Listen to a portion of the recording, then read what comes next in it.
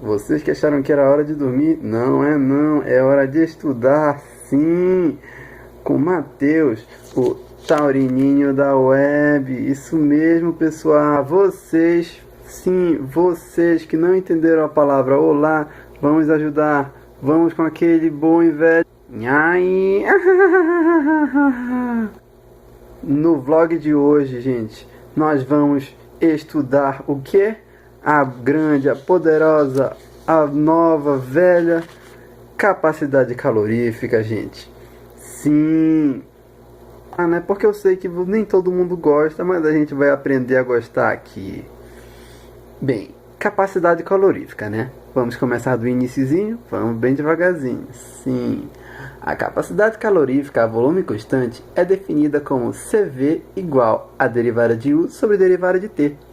A derivada em relação a t passa a derivada em relação a beta pela seguinte relação. Bem, a derivada aqui, que na verdade é da capacidade calorífica a volume constante, passa em relação à derivada de beta ao fazer a relação entre a derivada de t e a derivada de beta nesta equação aqui, dando origem à capacidade calorífica a volume constante, que é igual a menos a constante de Boltzmann, a beta ao quadrado, vezes derivada de U sobre derivada de beta a V constante. E já que a energia interna de um gás perfeito é a soma das contribuições independentes, a capacidade calorífica também é uma soma das contribuições de cada módulo da molécula. A contribuição de um movimento m pela dada expressão seria então CV neste determinado modo é igual a n derivada de e elevado a m dividido pela derivada de t, que é igual a menos n k beta ao quadrado derivada de e elevado a m dividido por d derivada de beta a v constante. Sim, pessoal, podem não ter entendido, mas tenham certeza, isso é matemática básica. Foi só o iniciozinho, porque vocês sabem que a gente tem que ir devagarzinho, né, pessoal? Agora vamos à primeira parte. A contribuição individual. Como calcular as contribuições individuais? Vou dar uma breve introdução a vocês, enquanto vocês têm a bela visão. Vocês são maravilhados com essa continha que eu fiz aqui. Sim, pequenininha, do jeito que eu gosto. A temperatura é sempre suficientemente elevada desde que o gás esteja acima da temperatura de condensação, para que a energia de translação média seja 3 sobre 2 kT, o valor dado pelo teorema da equipartição de energia.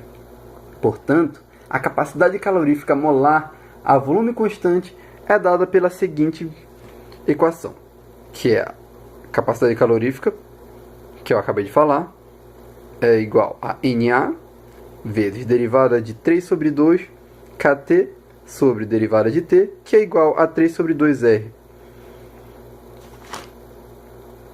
A translação é o único modo de movimento de um gás monatômico.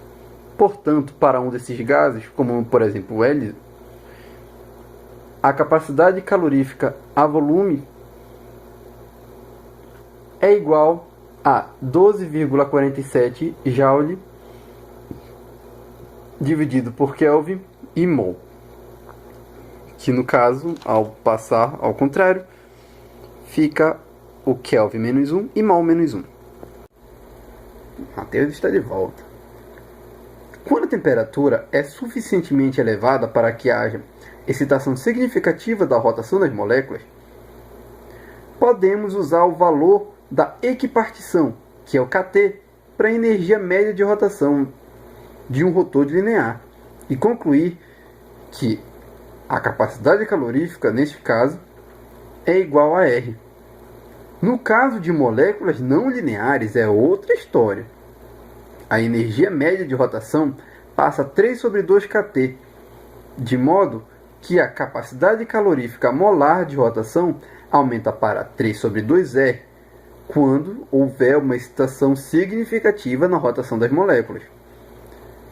Em temperaturas muito baixas, somente o estado de rotação de menor energia está ocupado. E então, a rotação não contribui para a capacidade calorífica. A gente pode calcular também a capacidade calorífica vinda da rotação em temperaturas intermediárias, ao derivar a expressão da energia média de rotação, que já foi dado em outros seminários. A expressão resultante é complicada e ela está traçada no seguinte gráfico. Neste gráfico, que mostra a dependência da contribuição rotacional com a temperatura para a capacidade calorífica de uma molécula linear. Mostra que a capacidade calorífica aumenta de 0 em T0 até o valor da equipartição, que é quando a excitação já está significativa na rotação das moléculas.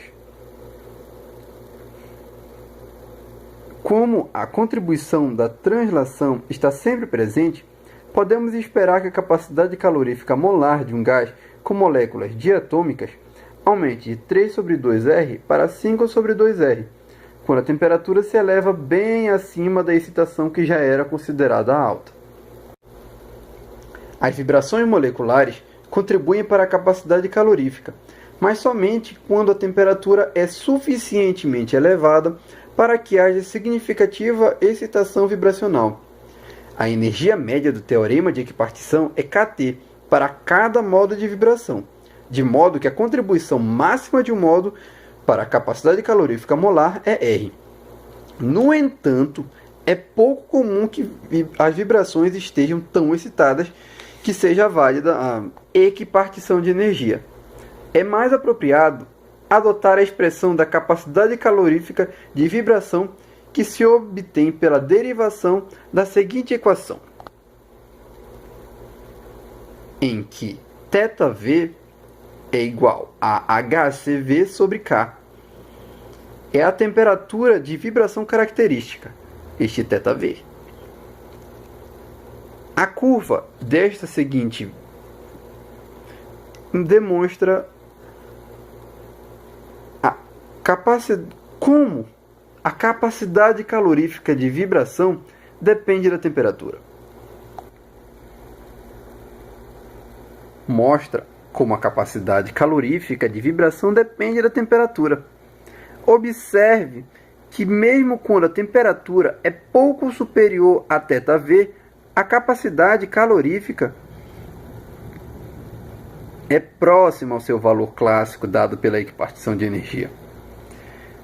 Este gráfico, que está um pouco desfocado, mas dá para entender, demonstra a dependência entre a capacidade calorífica de vibração na aproximação harmônica e a temperatura, que foi dada pela equação passada. Observar que a capacidade calorífica apresenta uma diferença menor que 10% em relação ao seu valor clássico na temperatura superior ao θV é importantíssimo.